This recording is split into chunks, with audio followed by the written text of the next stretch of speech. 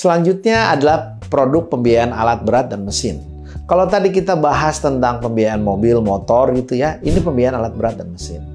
Ya, produk ini dirancang untuk membantu perusahaan atau individu guna membeli alat berat dan mesin yang digunakan dalam bisnisnya seperti industri konstruksi, pertambangan, pertanian, forklift, macam-macam deh. Ya. Nah, ini nih, jadi ketika mau beli eskavator, beli truk, mesin pabrik, alat pertanian, forklift buat angkat barang, ini pembiayaannya menggunakan jasa ini. Ada beberapa leasing yang fokus di bisnis ini. Ya. Biasanya kepemilikannya nempel dengan perusahaan ATPM yang menjual. Ya, misalkan produknya produk dari Suzuki, nanti ada Suzuki Finance di situ. Produknya dari Toyota, gitu, nanti ada Toyota Finance. Ya, seperti itu. Lalu pembiayaan konsumen. Ini pembiayaan diberikan untuk kebutuhan konsumsi individu seperti beli barang elektronik, furnitur, kebutuhan rumah tangga, atau butuh uang cash aja dia buat macam-macam atau multiguna. Ya, jadi kredit multiguna adalah pinjaman yang digunakan untuk berbagai keperluan seperti dia buat pendidikan, bayar sekolah anak, renovasi rumah, beli barang, bayar kontrakan, macam-macam terserah Anda. Ada lagi juga kredit elektronik. Dia buat beli alat elektronik seperti televisi, kulkas, mesin cuci, ya, handphone, komputer, macam-macam.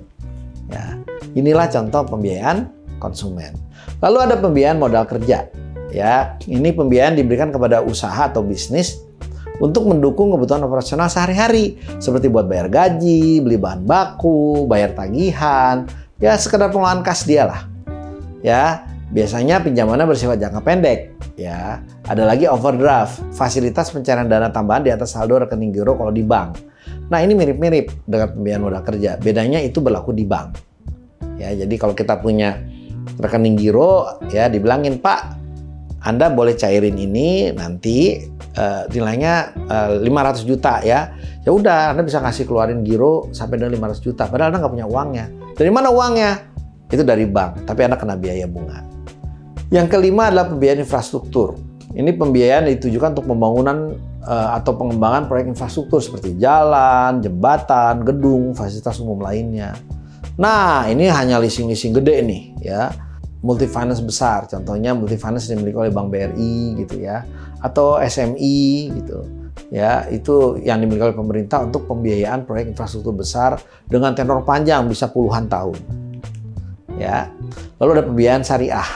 Ini pembiayaan yang berlandaskan prinsip-prinsip syariah Islam tanpa mengenakan bunga riba ya, tapi bagi hasil dan sesuai dengan hukum Islam ya. Contohnya adalah murabahah, pembiayaan dan akad jual beli mencicil ya, di mana margin di keuntungan disepakati di muka. Ya, seperti credit financing. Bedanya adalah apa?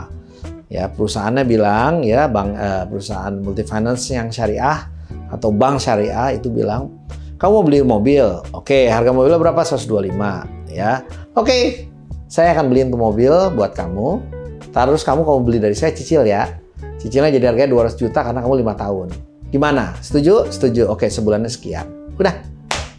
Yang kedua, ijarah. Pembiayaan berbasis sewa menyewa seperti leasing ya. Sama kalau tadi biaya kredit, kalau ini leasing ya. Jadi kita sewa aja bulanan. Nanti di akhir periode kita bisa beli barangnya dengan harga yang sangat murah. Itulah beragam produk pembiayaan yang kita bisa pahami. Nah, selanjutnya apa manfaat dan tantangan menggunakan produk perusahaan multifinance? Manfaatnya jelas, akses pembiayaannya mudah, nggak ribet, prosesnya fleksibel, cepat dibandingkan bank. Ya, kenapa bank harus agak ribet? Karena ada uang orang di bank, yaitu tabungan-tabungan yang lain. Ya, tabungan perusahaan, tabungan individu, tabungan pemerintah, itu ditaruh di bank. Di multifinance kan nggak ada. Akibatnya secara sistemik mereka resikonya nggak setinggi bank, sehingga pengelolaan hanya di sisi kreditnya aja. Yang kedua, fleksibilitas produk. Berbagai produk pilihan yang ada di multifinance itu cenderung bisa disesuaikan dengan cepat dengan kebutuhan nasabah. Kenapa? Regulasinya berbeda dengan bank, sehingga mereka lebih cepat, lebih bisa mudah difleksibelkan.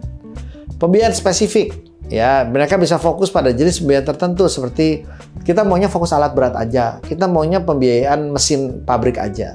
Kenapa? Karena kalaupun narik barangnya, orang yang nggak bisa bayar, kita udah tahu buangnya atau jualnya kemana. Sementara kalau bank nggak paham begitu. Kalau dia paham, karena kita pemain di sini aja dan kita spesialis. Ya, cost kita juga nggak gede, biaya kita nggak besar, karena kita spesialis. Ya, kita cuma main di daerah-daerah yang ada industri itu, di luar daerah itu kita nggak main. Kalau bank nggak, hampir semua daerah dia ada. Kan ya otomatis dari struktur biaya dan struktur pengelolaan usahanya berbeda. Ya, nah tantangannya, kekurangannya menggunakan produk multifinance apa sih? Ya, satu, bunganya lebih tinggi dibanding bank. Udah pasti itu. Yang kedua, tergantungan pada agunan. Banyak produk pembiayaan yang memerlukan agunan sebagai jaminan. Kalau di bank nggak, ada kredit tanpa agunan. Di multifinance itu kredit tanpa agunan nggak ada. Semuanya harus pakai agunan. Yang ketiga, resiko kredit. Ya, ini ada risiko gagal bayar oleh nasabah yang dapat mempengaruhi kinerja keuangan dari perusahaan multifinance. Dan risiko kredit menunggak karena multifinance lebih longgar dibanding bank, itu biasanya multifinance lebih tinggi tingkat menunggaknya atau delinkuensinya dari para nasabah dia. Jadi sebagai kesimpulan, perusahaan multifinance memainkan peran penting dalam industri keuangan Indonesia dengan menyediakan berbagai produk pembiayaan yang fleksibel dan mudah diakses.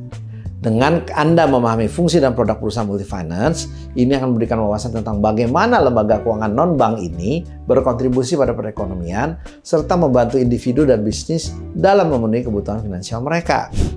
Ya, kalau Anda nyari bunga yang murah, ya agak ribet dikit, nggak butuh buru-buru, ya lebih baik ke bank. Tapi kalau Anda lagi butuh buru-buru, banyak persyaratan yang Anda nggak bisa penuhi di bank, maka multifinance walaupun lebih tinggi biayanya merupakan alternatif yang cukup baik dan banyak digunakan oleh para pengusaha bisnis maupun individu di Indonesia. Demikian, sampai ketemu di video selanjutnya tentang asuransi.